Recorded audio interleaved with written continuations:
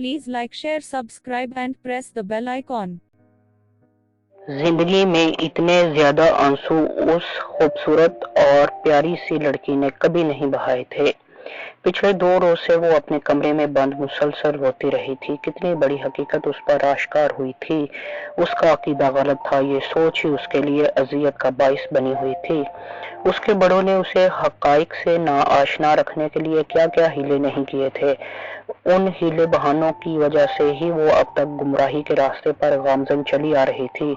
उसके जहन में उठने वाले हर सवाल का जवाब मुख्तलिफ तावीलों के जरिए हमेशा गलत दिया गया था। हर बहस के बाद इस बात के साथ गुफ्तगू का इख्तिताम किया गया था कि आइंदा ऐसी बातें मुंह से मत निकालना।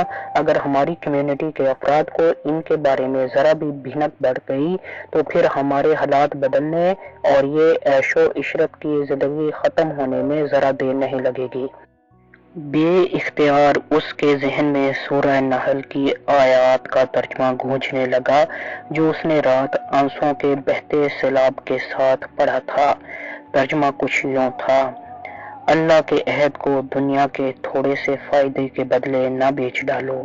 बेशक जो कुछ अल्लाह के पास है वो तुम्हारे लिए कहीं ज्यादा बेहतर है अगर तुम समझना चाहो। जो कुछ तुम्हारे पास है वो खत्म हो जाने वाला है और जो कुछ अल्लाह के पास है वही बाकी रहने वाला है, और हम जरूर सब्र से काम लेने वालों को उनके अजर उनके बेहतरीन अमाल के मुताबिक देंगे।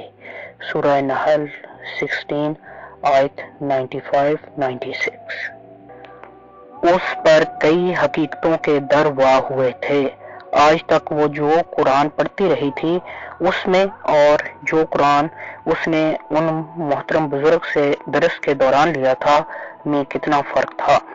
नबी करीम सल्लल्लाहु अलैहि वसल्लम पर उतरा कुरान कितना सच्चा था और उसकी कम्युनिटी के अफराद ने उस सच्चे कुरान में जो तब्दीलियां की थीं वो कितनी भयानक थीं। वाकई उन्होंने अपने दुनिया के थोड़े से फायदे के लिए अपनी आखिरत को बेच डाला था। वो अपनी सबका गुजरी जिंदगी के मुतालिक जितना सोचती जा रही थी आंसू उसी हिसाब से गिरते जा रहे थे। ये आंसू नदामत के आंसू थे, अपने गुनाहों अपनी कोताहियों पर पछतावे के आंसू थे। उन्हें बहना चाहिए था और ज्यादा बहना चाहिए था। इन आंसुओं ने उसकी गरज से अटी रूह को धोना था, पाक करना था, उसके अंदर रोशनियों के सूरज रोशन करना थे, गुनाहों के अंधेर जंगलों से उसे खुलासी दिलाना थी। इसलिए आंसू जितना भी बहते कम थे। उसके सामने अपनी कम्युनिटी की एक किताब खुली थी जो कि उनके नबी के बेटे ने लिखी थी, जो उनके नजदीक उनका दूसरा खलीफा भी था। इस किताब की ही दलीलों से मिर्जा गुलाम अहमद के नबी होने को साबित किया जाता था। लड़की को इस किताब में लिखी एक दलील का जवाब चाहिए था, फिर उसके मुसलमान होने में कोई दीवार हायल न रहती। उसने अपने आंसू साफ करते हुए किताब को अपने काली चादर वाले बैग में रखा और उठकर वॉशरूम में जा घुसी। आंखों और चेहरे पर बेतहाशा पानी बरसाया, मगर आंखों की सुर्खी फिर भी कम नहीं हुई। उसकी आंखें उसके रोने की चुगली खा रही थीं। उसने तेजी से अपने बाल बनाए और फिर बैग उठाकर बुजुर्ग के पास दरस सुनने के लिए अपने कमरे से निकल खड़ी हुई। बेटा, तुम्हारी आंखें इतनी सुर्ख क्यों हैं? क्या रोती रही हो?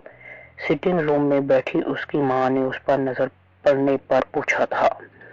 नहीं तो मामा, ऐसे ही थोड़ी जलन हो रही है आंखों में, इसलिए सुर्ख होंगी, उसने मुस्कुराते हुए बहाना बनाया। मैं जरा अपनी फ्रेंड की तरफ जा रही हूँ, जरा देर से वापस आऊंगी, परेशान मत होइएगा, उसने माँ के गाल पर बोसा देते हुए कहा और फिर वहां से चल दी। अपने बंगले से गाड़ी निकालने के बाद वो हमेशा की तरह बहुत मुहतात अंदाज में मुख्तलिफ सड़कों पर बेमकसद ही गाड़ी घुमाने लगी। जब उसे मुकम्मल यकीन हो गया कि उसका ताकुब नहीं हो रहा तो उसने गाड़ी बुजुर्ग के घर की तरफ जाने वाले रास्ते पर डाल दी। आधे घंटे के बाद उसने गाड़ी एक बड़े होटल की पार्किंग में खड़ी की और बैग उठाकर होटल के अंदर दाखिल हो गई।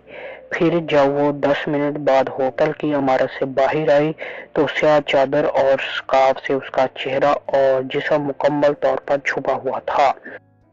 گیٹ پر کھڑے چوکیدار نے اسے طنزیہ نظر اور مسکراہٹ سے نوازا، جیسے اسے جتا رہا ہو کہ اس پردے کا کیا فائدہ، نیک عورتیں تو اس ہوٹل کے قریب سے بھی نہیں گزرتی جبکہ تم اندر کسی کمرے میں وقت گزار کر آ رہی ہو۔ اس نے چوکیدار کی طرف دیکھا تک نہیں تھا، اور اسے ضرورت بھی کیا تھی۔ ہوٹل سے اس نے باہر آنے کے بعد ایک رکشہ لیا اور بزرگ کے گھر کی کالونی کا بتا کر آنکھیں موند لیں۔ آج اسے ایک جواب سے اپنی زندگی کا بہت بڑا فیصلہ کرنا تھا، اور اس فیصلے کے بعد اس کے لیے بے پناہ مصائب کھڑے ہو جانا تھے۔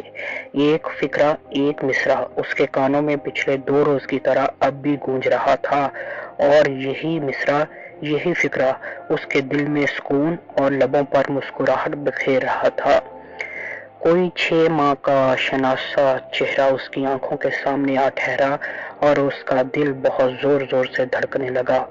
وہ درس سننے پہلے بھی جاتی تھی، اسلامی بکس کا مطالعہ چوری چھپے پہلے بھی کرتی تھی، مگر اس چہرے، اس شخص کو دیکھنے کے بعد اس کا اسلام کے سچا دین ہونے اور محمد عربی صلی اللہ علیہ وآلہ وسلم کے آخری نبی ہونے پر یقین کچھ اور بڑھ گیا تھا۔ باجی، آپ کا اسٹاپ آ گیا ہے۔ رکشے والے نے رکشہ رکنے پر بھی اسے اسی طرح آنکھیں موندے بیٹھی دیکھ کر کہا۔ اس نے چونک کر اپنی آنکھیں کھولی اور نیچے اتر آئی۔ رکشے والے کو کرایہ دے کر فارغ کیا اور پھر 10 منٹ پیدل چلنے کے بعد وہ حال نما کمرے میں داخل ہو رہی تھی۔ بزرگ نے آج حیا کے ٹاپک پر درس دیا۔ سب لوگ ان کے درس سے مستفید ہو کر کمرے سے نکل گئے، مگر وہ بیٹھی رہی۔ بیٹا، کوئی مسئلہ ہے؟ بزرگ نے شفقت بھرے لہجے میں پوچھا۔ وہ اپنی جگہ سے اٹھی اور ان کے قریب جا بیٹھی۔ آپ ہی آپ آنکھوں سے برسات شروع ہو گئی تھی۔ بیٹی، روتے نہیں، شاباش، خود کو سنبھالو، ہمیں بہت تکلیف ہو رہی ہے تمہارے رونے سے۔ بزرگ نے پیار و شفقت سے اس کے سر پر ہاتھ پھیرا۔ محمد کریم، بیٹی کے لیے جوس کا گلاس لاؤ۔ وہ خاموش نہ ہوئی تو بزرگ نے اندرونی دروازے کے پاس کھڑے ملازم سے کہا، میں آپ سے بہت اہم بات کرنا چاہتی ہوں۔ وہ بالآخر خود کو سنبھالتے ہوئے اپنی زبان کو حرکت دے پائی۔ بیٹا، پہلے جوس پی لو، پھر بات کرتے ہیں۔ بزرگ نے ملازم کو جوس لاتے دیکھ کر کہا۔ اس نے سر ہلاتے ہوئے گلاس پکڑ لیا۔ کیا ہم اندر آپ کے گھر جا کر بات کر سکتے ہیں؟ وہ جھجکتے ہوئے بولے۔ بزرگ سمجھ گئے کہ لڑکی ملازم کی موجودگی اور کسی اچانک متوقع بیرونی آمد و مداخلت کے پیش نظر ہچکچا رہی ہے۔ محمد کریم، بیٹی کے جوس والا گلاس میرے کمرے میں پہنچا دو، اور کسی کو خبر نہیں ہونی چاہیے کہ بیٹی میرے پاس کسی کام کے لیے آئی ہے۔ چلو بیٹا، اندر میرے کمرے میں جا کر بات کرتے ہیں۔ بزرگ نے اندرونی دروازے کی طرف قدم بڑھاتے ہوئے کہا۔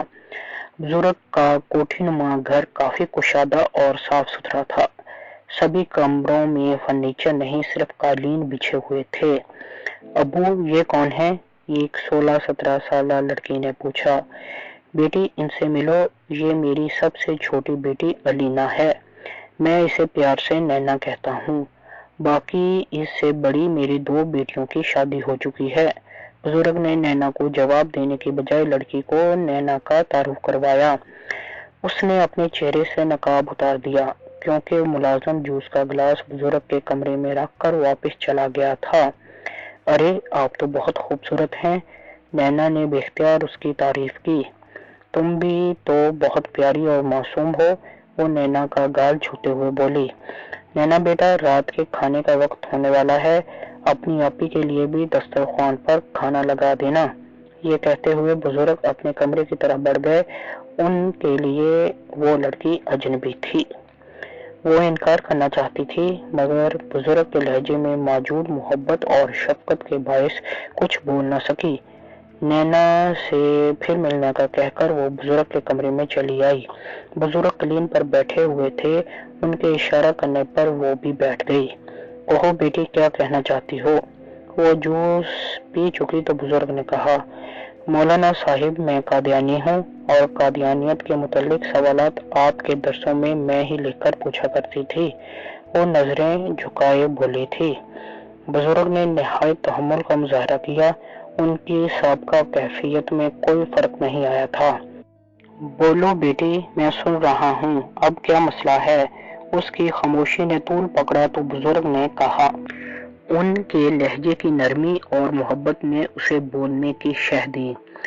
اپنے بزرگوں کی ایک بات میرے لیے الجھن کا باعث بنی ہوئی ہے، مجھے اس کا تسلی بخش جواب چاہیے۔ وہ بیگ سے کتاب نکالتے ہوئے بولی۔ کیا بات ہے بزرگ نے سکون بھرے لہجے میں پوچھا۔ مولانا صاحب وہ کتاب کے ایک صفحے کی طرف اشارہ کرتے ہوئے بولی۔ پڑھ کر سناؤ بیٹی، بزرگ نے ایک نظر کتاب پر ڈال کر مسکراتے ہوئے کہا۔ اس نے سر ہلاتے ہوئے کتاب کی عبارت پڑھنی شروع کی۔ مولانا صاحب، یہ کتاب ہمارے خلیفہ دوم مرزا محمود احمد کی احمدیت اور سچا اسلام ہے۔ وہ لکھتے ہیں، ہمارا ایمان ہے کہ ماضی کی طرح مستقبل میں بھی انبیاء کی جان نشینی کا سلسلہ جاری رہے گا، کیونکہ عقل اس سلسلہ کے دائمی طور پر موقوف ہونے کو تسلیم نہیں کرتی۔ جب تک دنیا میں نفسانی تاریکیوں کے دور آتے رہیں گے، جب تک انسان اپنے خالق سے دور ہوتا رہے گا، جب تک لوگ صراط مستقیم سے بھٹکتے رہیں گے اور یاس و ناامیدی کے اندھیروں میں گم ہوتے رہیں گے، اور جب تک حسن کے متلاشی سچائی کی تلاش کے لیے کوشاں رہیں گے، تو پھر یہ ناممکن ہے کہ حق کا راستہ دکھانے والے نورانی رہبروں کا ظہور موقوف ہو جائے، کیونکہ یہ بات اللہ تعالیٰ کی صفت رحمانیت سے مطابقت نہیں رکھتی۔ یہ کیسے ہو سکتا ہے کہ اللہ تعالیٰ علاج کی اجازت تو دے مگر اس کا علاج پیدا نہ کرے؟ وہ دلوں میں حق کی جستجو کی خواہش تو پیدا کرے مگر اس خواہش کی تکمیل کرنے والوں کی آمد کا سلسلہ بند کر دے۔ ایسا خیال کرنا بھی اللہ تعالیٰ کی صفت رحمانیت کی توہین ہے، اور ایسا خیال روحانی اندھا پن ہے۔ اگر دنیا میں کبھی بھی کسی نبی کی ضرورت تھی تو آج یہ ضرورت سب سے زیادہ ہے، کیونکہ مذہب اور سچائی کھوکھلے ہو چکے ہیں۔ احمدیت اور سچا اسلام، مولفہ مرزا محمود احمد، صفحہ 10-11۔ لڑکی نے الجھن بھرے انداز میں بزرگ کی طرف دیکھتے ہوئے کتاب بند کر دی۔ بیٹا، بظاہر مرزا محمود احمد کی یہ بات مدلل معلوم ہوتی ہے، مگر در حقیقت حقائق کے منافی ہے۔ یہ کتاب احمدیت اور سچا اسلام، جس کا اقتباس تم نے پڑھا ہے، جانتی ہو قادیانی کمیونٹی نے یہ کتاب 1937 میں انگلینڈ میں انگریزوں کے لیے شائع کی تھی۔ یقیناً تمہارے بزرگوں نے یہ بات تمہیں بتانا گوارا نہیں کی ہوگی۔ خیر، اس اقتباس میں مرزا محمود احمد کے مطابق یہ دنیا کا سلسلہ ہے کہ اس میں ہر قسم کے لوگ پیدا ہوں گے، اور جس طرح اللہ تعالیٰ پہلے انبیاء بھیجتا رہا ہے، آئندہ بھی نبی آتے رہیں گے۔ بظاہر یہ بات مناسب معلوم ہوتی ہے۔ اس کا یہ کہنا کہ سلسلہ بند نہیں ہونا چاہیے، انسانیت کو اللہ تعالیٰ کی طرف سے وحی کی ضرورت رہے گی، اور اسی طرح کسی ایسی ہستی کی بھی جو وحی کی ترجمانی کر سکے۔ یہ قادیانی کمیونٹی کی طرف سے ایک عقلی سی بات ہے، لیکن 1974 قومی اسمبلی میں قادیانی مقدمہ کی کارروائی کے دوران اٹارنی جنرل آف پاکستان جناب یحییٰ بختیار نے جب اس وقت کے قادیانی رہبر اور مرزا غلام احمد کے پوتے مرزا ناصر احمد سے یہ سوال کیا کہ کیا حضرت محمد صلی اللہ علیہ وآلہ وسلم کے بعد اور مرزا غلام احمد سے پہلے کوئی نبی آیا، تو مرزا ناصر احمد نے نفی میں جواب دیا۔ پھر اٹارنی جنرل نے پوچھا کہ مرزا غلام احمد کے بعد کوئی نبی آیا یا کسی اور نبی کے آنے کا امکان ہے، تو پھر بھی مرزا ناصر احمد نے نفی میں جواب دیا۔ چنانچہ یہ تمام دلائل دھند اور دھوئیں کی طرح مٹ گئے۔ تو پھر اس کا آخر کیا مطلب ہے؟ صاف ظاہر ہے کہ قادیانی مرزا غلام احمد کو نعوذ باللہ خاتم النبیین مانتے ہیں، یہی ان کا مقصد ہے۔ اور بیٹا مرزا محمود احمد کی باتوں پر الجھنے کی ضرورت نہیں، کیونکہ اگر دنیا کے انسانوں کو نئے نبی کی ضرورت پڑے گی تو وہ نیا نبی نئی شریعت بھی ساتھ لائے گا، اور یہ نوبت آ ہی نہیں سکتی، کیونکہ شریعت محمدی صلی اللہ علیہ وآلہ وسلم مکمل اور ہر خامی سے پاک ہے۔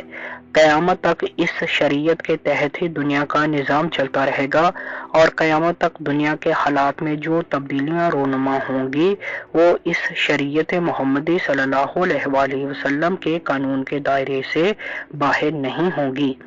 اللہ تعالیٰ کو سب دینوں میں دین اسلام ہی پسند ہے، تو اب قیامت تک سب نبیوں کی شریعتیں اور دین منسوخ ہو چکے ہیں، بس آخری شریعت اور نبی حضرت محمد صلی اللہ علیہ وآلہ وسلم ہی ہیں جن کی پیروی سب پر لازم ہے۔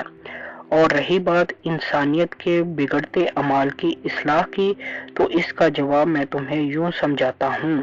حضرت آدم علیہ السلام سے لے کر حضرت عیسیٰ علیہ السلام تک جتنے انبیاء دنیا میں آئے، ہر نبی کے دور نبوت میں کچھ لوگوں نے انہیں جھٹلایا، کچھ نے پیروی کی، اور یہ پیروی کرنے والے لوگ ان انبیاء علیہ السلام کی امت کہلائے۔ سب نبیوں کے آخر میں محمد عربی صلی اللہ علیہ وآلہ وسلم تشریف لائے اور نبیوں کا سلسلہ بند ہو گیا۔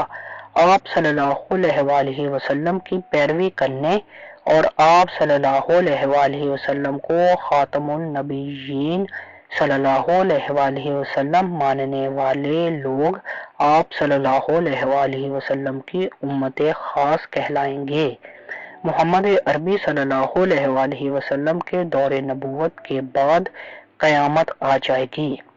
روز محشر حساب کتاب کے بعد سب نبیوں کی امتوں سے پہلے محمد مصطفیٰ صلی اللہ علیہ وآلہ وسلم کی امت کو اللہ رب العزت جنت میں داخل کرے گا۔ اس کی وجہ کیونکہ اللہ تعالیٰ نے اس امت کو نبی کریم صلی اللہ علیہ وآلہ وسلم کے صدقے بہت بلند مقام بخشا ہے، اور ایک نبیوں والا کام سونپا ہے، یعنی امر بالمعروف و نہی عن منکر، یعنی نیکی کا حکم دیتے ہیں اور برائی سے روکتے ہیں۔ تو انسانیت کے بگڑتے اعمال کی اصلاح قیامت تک پوری امت محمدیہ صلی اللہ علیہ وآلہ وسلم یعنی مسلمانوں کے سر ہے، کسی نئے نبی یا کسی ایک فرد کے سر نہیں۔ میرا خیال ہے اب تمہاری الجھن دور اور تمہیں تسلی بخش جواب مل گیا ہوگا، بزرگ نے نرم لہجے میں کہا۔ اس کی آنکھوں سے پھر آنسو چھلک پڑے۔ بزرگ نے اب کی بار اسے نہیں روکا۔ کافی دیر اشک بہانے کے بعد وہ بھیگے لہجے میں بولی، مولانا صاحب میں مسلمان ہونا چاہتی ہوں۔ پہلی بار بزرگ کے چہرے پر مسکراہٹ پھیلی، پھر وہ ان بزرگ محترم کے توسط سے مشرف با اسلام ہو گئی۔ میں تمہیں صراط مستقیم پا لینے پر مبارکباد دیتا ہوں۔ اللہ تعالیٰ تمہیں اسلامی احکامات پر کاربند رہنے کی توفیق عطا فرمائے، آمین، بزرگ نے مشفقانہ لہجے میں کہا۔ اس کے اشک خود بخود بند ہو گئے تھے اور اطمینان و سکون کی لہر اس کے اندر دوڑ گئی تھی۔ اب وہ پرسکون تھی اور اپنی آئندہ کی زندگی کا لائحہ عمل طے کر رہی تھی۔ بیٹی تمہارا نام کیا ہے؟ بزرگ نے پوچھا۔ اس نے اپنا نام بتایا تو بزرگ پہلی بار دھٹکے، پھر انہوں نے اس کے والد کا نام پکار کر تصدیق چاہی کہ کیا وہ واقعی اس کی بیٹی ہے۔ اس نے عصبات میں سر ہلایا تو بزرگ کے چہرے پر اس کے لیے فکر مندی کے آثار نمودار ہو گئے۔ بیٹی صبر سے کام لینا، آنے والے دن تمہارے لیے بہت کٹھن ثابت ہوں گے اور تمہیں بہت سی مشکلات کا سامنا کرنا پڑے گا۔ میں جانتی ہوں مولانا صاحب، دعا کیجیے گا کہ میں اپنی آزمائش میں سرخرو رہوں۔ اس کے لہجے میں بلا کا اطمینان تھا۔ ہاں، دعا تو میں تمہارے لیے ضرور کروں گا۔ پھر بھی تم میرا یہ نمبر لے لو، اگر کبھی مدد کی ضرورت ہو تو مجھے کال کر لینا، مجھ سے جو بھی بن پڑا کروں گا۔ बुजुर्ग ने एक कार्ड पर लिखा हुआ नंबर उसकी तरफ बढ़ाते हुए कहा। उसने कार्ड लेकर अपने बैग में रख लिया। बाबा जान, खाना तैयार है, आ जाएं। नैना ने दरवाजे पर दस्तक के साथ कहा तो वो खाने के लिए उठ खड़े हुए। यूनिवर्सिटी के तमाम स्टूडेंट्स अरीबा समेत हैरान थे कि ये कैसे हो सकता है।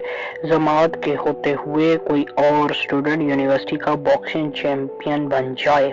उनके नजदीक ऐसा होना नामुमकिन था, मगर रबाज बलोच विनिंग स्टैंड पर मेडल और ट्रॉफी के हमरा खड़ा उनकी सोच की नफी कर रहा था।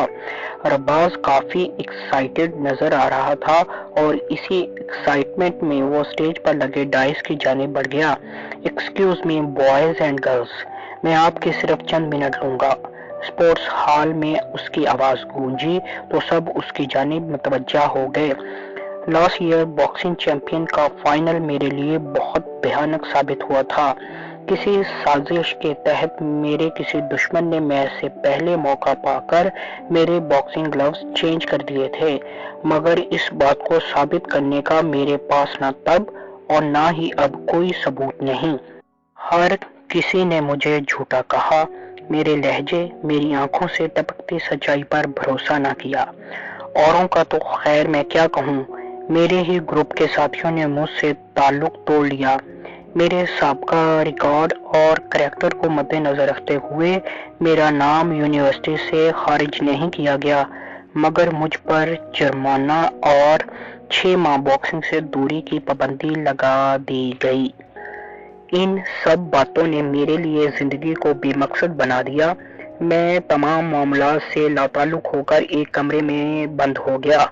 हर चीज, बात और रिश्ता मेरे लिए बेमायनी हो गया और मैं अपनी सांसों के टूटने की दुआ करने लगा। इन हालात में अल्लाह ताला को न जाने मेरी कौन सी नेकी पसंद आई कि उस जात पाक ने मुझ पर करम करते हुए मेरे लिए एक मसीहा भेजा, जिसने मुझे जिंदगी का असल मकसद समझाया, गलत और सही की परख बताई, मुझ में हिम्मत और हौसले की नई रूह फूंकी और मुझे बताया कि टूट कर मोहब्बत उस जात से करो जिसने तुम्हें पैदा किया है। बाकी सब कुछ फानी है, फना हो जाने वाला है, इसलिए फानी चीजों से फना होने की हद तक ही मोहब्बत करो, अपने अंदर बसी लाफानी चीज रूह की हद तक नहीं। तुम्हारी रूह ने जिस हस्ती, जिस जाते बारी ताला के हजूर पेश होना है, रूह की गहराइयों में भी उसी पाक जात की मोहब्बत बसा लो, ताकि कल रोजे कयामत तुम्हें शर्मिंदगी का सामना ना करना पड़े। अल्लाह ताला की मोहब्बत कैसे हासिल होती है? ये मोहब्बत इश्क मुस्तफ़ा सल्लल्लाहु अलैहि वसल्लम से हासिल होती है और मोहम्मद अरबी सल्लल्लाहु अलैहि वसल्लम से इश्क का तकाजा है कि जैसी जिंदगी आप सल्लल्लाहु अलैहि वसल्लम ने गुजारी, हम भी वैसी ही गुजारें। आप सल्लल्लाहु अलैहि वसल्लम ने दुनियावी अमूर को फरामोश नहीं फरमाया, बल्कि इस बात से मना फरमाया है कि दुनियावी अमूर की मोहब्बत में खोकर अपनी आखिरत को फरामोश मत कर डालो। इसलिए ज़रूरी है कि हम जितना अरसा जिंदा रहें, अपने दुनियावी अमूर को सच्चाई और ईमानदारी से निभाएं और हक और सच के लिए जदोजहद करते रहें। भला सच्चा आदमी क्या कुछ नहीं कर सकता। ये जो मैं आज आप सबके सामने अपने सच्चे होने का सबूत लिए खड़ा हूँ, रबाज ने ट्रॉफी वाला हाथ बुलंद किया, सब मेरे उस मसीहा, मेरे दोस्त की मरहूने मिन्नत है। इसलिए मैं अपनी ये विक्ट्री अपने उस दोस्त को डेडिकेट करता हूँ और उसे स्टेज पर आने की दावत देता हूँ। प्लीज बहुत सारी तालियों के साथ इस्तकबाल कीजिए मेरे उस मोहसिन दोस्त, मेरी इस ट्रॉफी के असल हकदार मिस्टर फरहाद का। रबाज ने कहा तो हॉल तालियों और सीटियों से गूंज उठा, जबकि अरीबा जो पहले तजस्सुस का शिकार थी अब अपने दांत पीस रही थी। न जाने उसे क्यों ऐसा लग रहा था जैसे स्टेज की जानिब उठते फरहाद के कदम उसे पुकार पुकार कर कह रहे हों, मैं वक्त आने पर कर दिखाता हूँ, उससे पहले यूं लंबी लंबी नहीं हाँकता। अरीबा का आपको कुछ मालूम है कि आजकल क्या कर रही है? शकीला बेगम ने शौहर पर नजर पड़ते ही तेज लहजे में कहा था। क्यों, क्या हुआ? फयाज अहमद ने चौंकते हुए पूछा। अभी कुछ देर पहले अपना छोटा बैग लेकर बाहर गई है। आंखें बेहद सुर्ख हो रही थीं, जैसे बहुत देर रोती रही हो। मैंने पूछा तो टाल गई और आज देर से लौटने का कहकर भी गई है। शकीला बेगम ने खुफगी से कहा, जैसे उन्हें शौहर की तरफ से बेटी को दी गई इतनी आजादी सख्त नापसंद हो।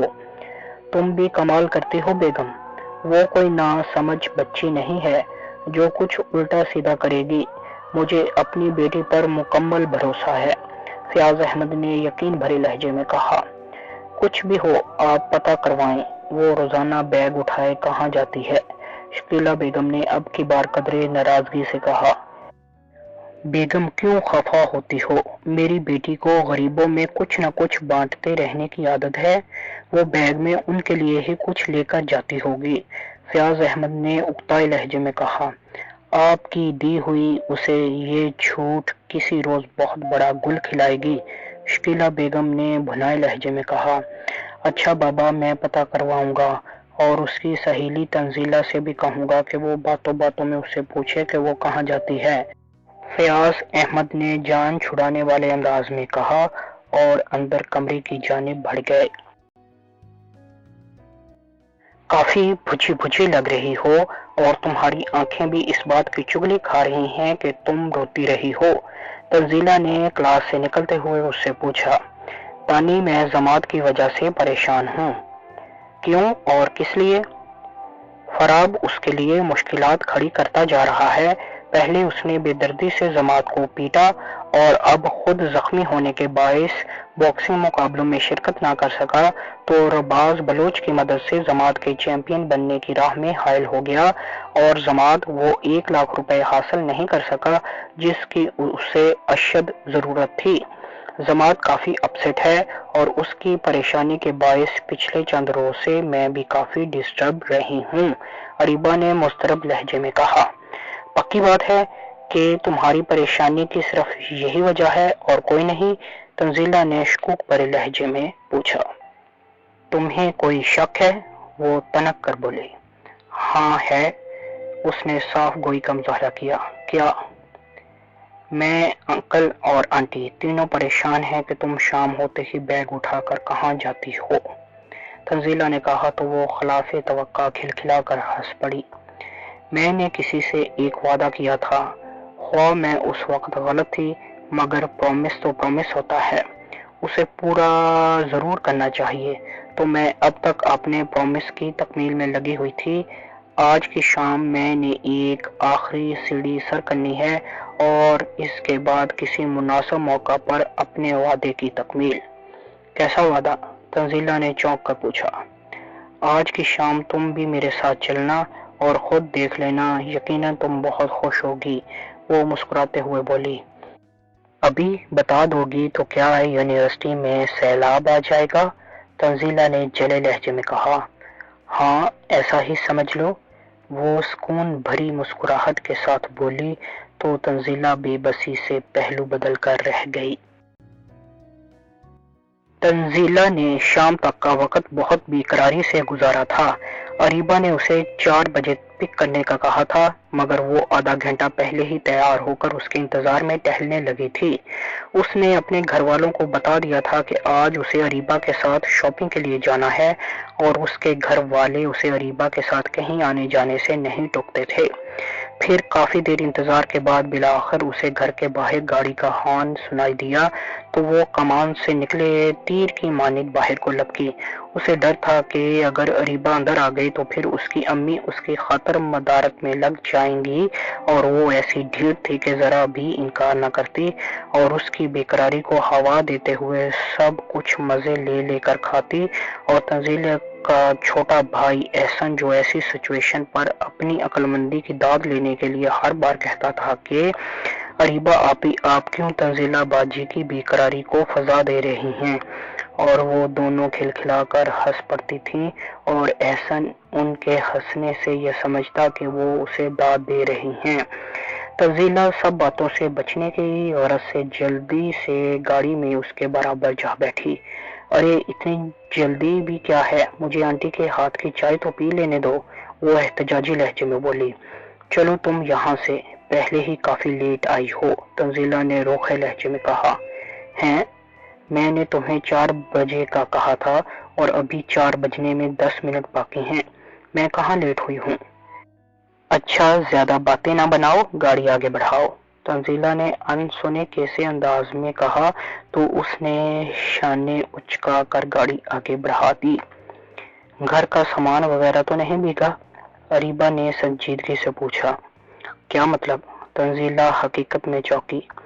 لگتا ہے یونیورسٹی میں نہیں تمہارے گھر میں سیلاب آ گیا ہے، جبھی تم نے مجھے اندر نہیں جانے دیا، اس نے کہا تو تنزیلہ کھلکھلا کر ہنس پڑی۔ نہیں، مجھے یہ جاننے کی جلدی ہے کہ ہم جا کہاں رہی ہیں، یا یوں کہہ لو کہ تم روزانہ شام میں کہاں جاتی رہی ہو۔ ارے تمہیں اتنی بے چینی تھی تو مجھے کہتی، میں دوپہر یونیورسٹی میں ہی بتا دیتی، وہ حیرت سے گویا ہوئی۔ اچھا کیا نہیں بتایا، اگر بتا دیتی پھر تو یونیورسٹی میں سیلاب آ جاتا، تنزیلہ نے طنزیہ لہجے میں کہا تو وہ بے اختیار ہنس پڑی۔ ہم اس وقت ایک کراٹے کلب جا رہے ہیں، اریبہ نے اس کا تجسس ختم کیا کرنا تھا اور بڑھایا۔ کیوں، وہاں کیا رکھا ہے؟ آج وہاں میری پچھلے 4 ماہ سے لی گئی ٹریننگ کا ٹیسٹ ہے۔ کیا؟ تنزیلہ بامشکل یہی ایک لفظ بول پائی۔ تمہیں یاد ہوگا کہ میں نے فراب سے وعدہ کیا تھا کہ میں اس سے ضماد کے بہائے خون کا بدلہ ضرور لوں گی، تو بس یہ سب اسی ایک وعدے کی تکمیل کے لیے میں نے کیا۔ وہ تفصیل بتا رہی تھی جبکہ اس کی فراب کے لیے نفرت نے تنزیلہ کو گمسم کر کے رکھ دیا تھا۔ میں جانتی ہوں اس وقت پہل ضماد نے کی تھی، مگر پرومس تو پرومس ہوتا ہے جو توڑنا نہیں چاہیے، وہ زہر بری مسکراہٹ کے ساتھ بولی۔ کاش تم عہد نبھانے کا سلیقہ اس شخص سے سیکھتی، تنزیلہ نے کاٹدار لہجے میں کہا۔ تم تو اس کی فین ہو، تمہیں تو چبھن ہوگی ہی، وہ جذبات سے عاری لہجے میں بولی۔ تنزیلہ کو افسوس تو ہوا مگر وہ اگنور کر گئی۔ اچھا تم صرف 4 ماہ کی ٹریننگ سے اس قابل ہو گئی ہو کہ فراب جیسے شخص کو خون میں نہلا دو گی، تنزیلہ نے مذاق اڑایا۔ نہیں، میں نے اسکول کے اختتامی اور کالج کے کچھ ابتدائی دنوں میں ہی کراٹے کی ٹریننگ مکمل کر لی تھی، ابھی تو بس اس ٹریننگ کا اعادہ کیا ہے۔ تم نے مجھے تو یہ سب نہیں بتایا۔ بس کبھی ضرورت ہی نہیں پڑی، اور نہ یہ اتنی اہم بات تھی کہ میں تمہیں بتاتی، وہ لاپرواہی سے بولی۔ تنزیلہ کچھ کہتے کہتے رہ گئی کیونکہ کراٹے کلب آ گیا تھا اور اریبہ نے گاڑی پارکنگ میں جا رکی تھی۔ وہ دونوں گاڑی سے اتری تو اریبہ اسے بتانے لگی۔ یہ کلب یہاں کے ایک بزنس مین کا ہے جس نے خود تو کراٹے کی ٹریننگ نہیں لی مگر اسے کراٹے کی گیم سے لگاؤ بہت ہے۔ اس نے کلب میں اسٹوڈنٹس کو ٹریننگ دینے کے لیے کراٹے کی دنیا کے مانے ہوئے افراد کو رکھا ہوا ہے، جن سے مجھے بھی بہت کچھ سیکھنے کو ملا ہے۔ عام طور پر اسٹوڈنٹس کو ٹریننگ سر ضیاء دیتے ہیں، لیکن جن اسٹوڈنٹس کی ٹریننگ مکمل ہو جائے ان کا ٹیسٹ لینے کے لیے سر ضیاء سے بھی سینئر ایک اور سر آتے ہیں جن کا نام ابھی مجھے یاد نہیں، بیکاز میں نے انہیں 4 ماہ میں صرف ایک بار کلب میں دیکھا ہے۔ وہ آج پھر تشریف لا رہے ہیں کیونکہ مجھ سمیت 8 اسٹوڈنٹس نے ٹریننگ مکمل کی ہے اور آج ہمارا ٹیسٹ ہے۔ تم کہہ رہی تھی نا کہ میں صرف 4 ماہ میں کس طرح اس قابل ہو گئی کہ فراب کو خون میں نہلا سکوں، تو ابھی دیکھنا اگر سر ضیاء کلب میں موجود نہ ہوئے تو میری کس طرح آؤ بھگت کی جاتی ہے۔ اور پھر واقعی اس کی قسمت آج عروج پر تھی۔ سر ضیاء ابھی کلب تشریف نہیں لائے تھے۔ کلب میں جتنے لڑکے لڑکیاں ٹریننگ کر رہے تھے اریبہ رینک میں ان سب سے سینئر تھی، اس لیے اس سے ایک کم سینئر اسٹوڈنٹ کی ایک مخصوص آواز پر ٹریننگ میں مشغول سب اسٹوڈنٹ بھاگتے ہوئے قطاروں میں آ کھڑے ہوئے اور اریبہ کے قریب آنے پر اپنے دونوں ہاتھ کوہلوں پر رکھتے ہوئے سب نے اپنے سروں کو مخصوص انداز میں جھکایا۔ جواب میں اس نے بھی ہلکے سے اپنا سر جھکایا اور ان سب کو اشارے سے دوبارہ اپنی جگہ واپس جانے کا کہا۔ وہ سب دوبارہ سے بھاگتے ہوئے اپنی ٹریننگ میں جا مشغول ہوئے۔ کراٹے کی دنیا میں اپنے سینئرز کے احترام و استقبال کا یہ ایک طریقہ تھا۔ اس کے بعد وقفے سے وہ 7 اسٹوڈنٹ بھی کلب آ گئے، مگر ان کا استقبال اس طرح نہیں کیا گیا کیونکہ وہ سب ٹریننگ میں اریبہ کے ہم پلہ تھے اور وہ پہلے ہی کلب میں موجود تھی۔ تنزیلہ ایک طرف بچھی کرسیوں پر جا بیٹھی تھی۔ جس بیگ کی وجہ سے وہ پریشان تھی اس میں سے اریبہ نے کراٹے یونیفارم نکال کر پہنی تھی۔ وہ سوچ رہی تھی کیا واقعی وہ یہاں آتی رہی تھی یا پھر کہیں اور، کیونکہ بقول اس کے وہ کراٹے ٹریننگ تو بہت پہلے حاصل کر چکی تھی۔ یہاں تو بس اس نے ٹریننگ کا اعادہ کیا ہے، جو ہفتے میں صرف 2 روز یہاں اور باقی کہیں اور جا کر بھی کیا جا سکتا تھا۔ اسی دوران سر ضیاء کلب کے پارکنگ ایریا سے آتے دکھائی دیے تو اریبہ کے ساتھ جن 7 اسٹوڈنٹس کا ٹیسٹ تھا ان میں سے ایک ہی آواز پر سب استقبال کے لیے جمع ہو گئے۔ سر ضیاء نے یونیفارم پہننے کے بعد ٹیسٹ دینے والے اسٹوڈنٹس کو ایک مختصر لیکچر کے ذریعے ٹیسٹ کے دوران فائٹ کے رولز سے آگاہ کیا۔ ابھی وہ اپنے لیکچر کے اختتامی حروف کہہ رہے تھے جب کلب کے مالک اور سینئر انسٹرکٹر تشریف لے آئے۔ وہ ہمدانی صاحب اور آفتاب تھے۔ سر ضیاء کی آواز پر سب اسٹوڈنٹ بھاگتے ہوئے قطاروں میں استقبال کے لیے جا کھڑے ہوئے۔ سر ضیاء ان سب سے آگے تھے۔ استقبال وغیرہ سے فارغ ہونے کے بعد آفتاب اور ہمدانی صاحب سے ان 8 اسٹوڈنٹس کا تعارف کروایا گیا جنہیں ٹیسٹ فائٹ کرنا تھی۔ پھر آفتاب کے ایک مختصر مگر مفید لیکچر کے بعد فائٹس کا آغاز کیا گیا۔ اریبہ سے پہلے بیٹھے ہوئے 3 اسٹوڈنٹس میں سے ایک اپنی جگہ سے اٹھ کر میدان میں گیا۔ اس پر اس سے جونیئر 3 لڑکے فائٹ کے لیے بھیجے گئے۔ اس اسٹوڈنٹ کو بلاک اور اٹیک کیے بغیر 5 منٹ تک ان تینوں سے پڑنے والی مار برداشت کرنا تھی جو اس نے آسانی سے کر لی۔ پھر اس سے فائٹ کے لیے 3 لڑکے اور 2 لڑکیاں بھیجی گئیں جن کے وار وہ بلاک کر سکتا تھا مگر ان پر اٹیک نہیں۔ یہ مرحلہ بھی وہ خوش اسلوبی سے طے کر گیا۔ اب اسے اپنے سینئر 3 افراد جو 2 لڑکیوں اور 1 لڑکے پر مشتمل تھے سے 3 منٹ تک بلاک اور اٹیک کے ساتھ فائٹ کرنا تھی۔ وہ اس فائٹ میں بھی کامیاب رہا۔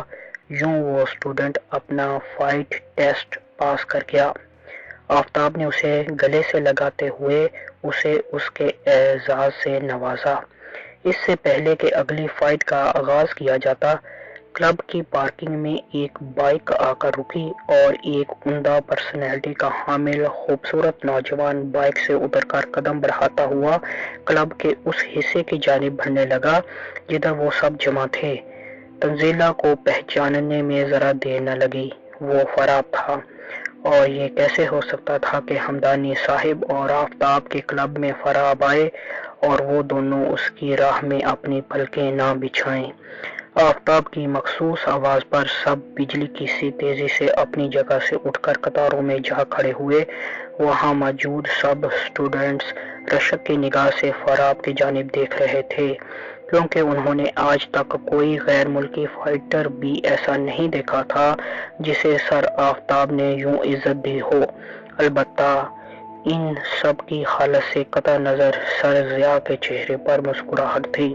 وہ فراب کی علی جان کے کلب میں ہوئی فائٹ دیکھ چکے تھے، اس لیے سر آفتاب کا اسے اتنی عزت دینا ان کے لیے کوئی اچنبھے کی بات نہیں تھی۔ اریبہ کے لیے یہ سب ناقابل برداشت تھا۔ جس شخص کو نیچا دکھانے کے لیے وہ اتنی ہارڈ ٹریننگ کر رہی تھی، اب اسی شخص کے احترام اور استقبال میں اسے اپنے ٹریننگ دینے والے سر کے بھی سر کے ساتھ اپنا سر جھکانا تھا، جو اس کی انا اور خودداری پر ایک تماچا تھا، مگر اسے ایسا کرنا تھا۔ جس پل وہ اپنا سر جھکا رہی تھی 2 پانی کے قطرے اس کی آنکھوں سے ٹپکے تھے۔ جو فراب سے نفرت سے لبریز تھے۔ Please like, share, subscribe and press the bell icon.